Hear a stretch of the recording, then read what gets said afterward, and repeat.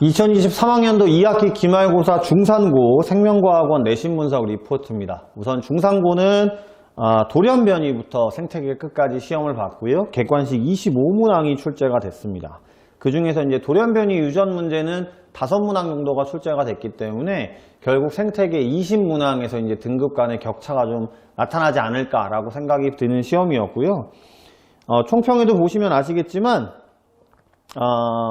기존 내신 기출이나 고3 수능 학평 기출 문제에서 이제 그래프나 내용이 많이 출제가 됐어요. 이 생태계 파트는 아무래도 좀 굉장히 주변 환경에 대한 내용이다 보니까 암기할 것도 많고 좀 자세하게 나오면 복잡한 부분들이 많은데 이제 이런 부분들이 출제가 된다기보다는 이제 그래프 위주로, 그러니까 기존에 나왔던 그래프에 대한 해석 위주로 문제가 많이 출제가 됐고요. 그래서 유전 난이도도 많이 높은 문제가 출제되진 않았기 때문에 상위권의 경우에는 등급 간의 점수 간격이 많이 좁을 걸로 보여지는 시험이었다라고 볼 수 있습니다. 돌연변이 문제가 5문제밖에 출제가 되지 않았지만 이번에 이제 최근에 고3 수능 학평에서 좀 난이도가 높은 걸로 출제가 되는 비분리와 돌연변이가 결합되어 있는 문제도 한 문항이 출제가 됐거든요. 보통 학생들한테 이제 비분리나 구조 이상 돌연변이를 또 설명을 하고 기본 문제를 풀리면서 이 두 개가 결합되어 있는 문제들도 문제를 이렇게 모아서 주고 이제 설명을 시키기도 하는데요. 이 문항이 한 문제가 출제가 됐기 때문에 조금 어렵다라고 느꼈을 수도 있습니다만 나머지 부분에서는 기본 난이도 문제가 출제가 됐어요. 그러니까 결국에는 유전의 돌연변이 부분도 얼마나 기본적인 내용과 문제풀이에 대해서 정확하게 공부를 했느냐가 중요한 거지 막 엄청나게 어려운 문제들 위주로 공부를 하시는 건 별로 도움이 되지 않을 수 있다라는 것들을 좀 말씀드리고 싶고요.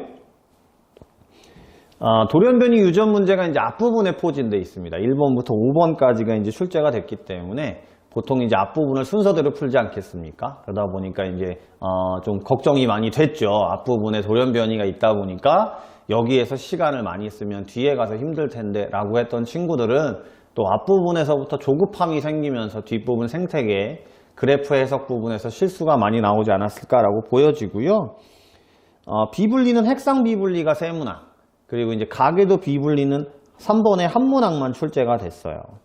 그리고 아까 말씀드렸듯이 비분리와 구조 이상이 결합되어 있는 문제도 한 문항이 출제가 됐는데 쉽다라고 볼 수는 없습니다만 아까도 말씀드렸지만 난이도가 그렇게 높은 편은 아니었고, 그러니까 기본적인 내용에 대한 기본 문제 풀이를 정확하게 하신 친구들이라면 충분히 해결할 수 있지 않을까라고 보이는 거고요. 생태계 파트는 이제 골고루 나왔습니다만 다시 얘기하지만 너무 자세하고 세세한 부분보다는 고3 학평 수능에서 꼭 필요한 것들, 그래서 이제 방영구법이라는 게 있거든요. 이렇게 개체군, 군집 내의 개체군의 밀도, 빈도, 피도 이거 계산을 해서 상대 밀도, 상대 빈도, 상대 피도를 가지고 중요치를 계산해서 이제 우점종, 희소종 이런 것들을 결정하는 최근에 고3 학평 수능에서 가장 생태계 부분에서 이슈가 되는 문제였는데요. 그 문항이 2문제 출제가 됐고요. 11번 방영구법 문제 같은 경우는 수능 특강에서, 그 다음에 17번 방영구법 문제 같은 경우는 고3 학평 수능 기출에서 자주 보던 형태였기 때문에 연습이 되어 있던 친구들은 충분히 해결하지 않았을까 보이고요. 19번 문제가 이제 수생 생태계 문제입니다. 좀 특이한 형태의 문제였는데 이거는 수특이나 고3 학평 수능 기출에서 자주 보이던 형태의 문제는 아니에요.